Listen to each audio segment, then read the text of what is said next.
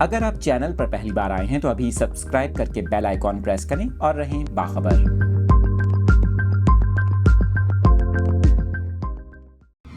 آپ کے ساتھ اس وقت یہ اہم خبر شیئر کر رہے ہیں۔ چیئرمین رویت ہلال کمیٹی مولانا عبدالخبیر آزاد کی جانب سے اب سے ذرا دیر پہلے اسلام آباد میں اہم نیوز کانفرنس کا انعقاد کیا گیا، جس میں ربیع الاول کے چاند سے متعلق حتمی اعلان سامنے آیا ہے۔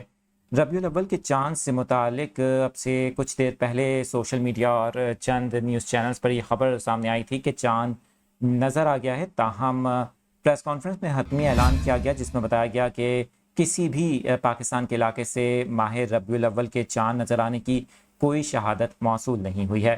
ملک بھر میں یکم ربیع الاول 18 سپتمبر کو ہوگی، جبکہ 12 ربیع الاول 29 سپتمبر کو ہوگی۔ اسی طرح سے آپ کو بتائیں کہ چاند دیکھنے کے لیے مرکزی رویت ہلال کمیٹی کا اجلاس اسلام آباد میں منعقد ہوا، جس کی صدارت چیئرمین مرکزی رویت ہلال کمیٹی مولانا عبدالخبیر آزاد کی جانب سے کی گئی۔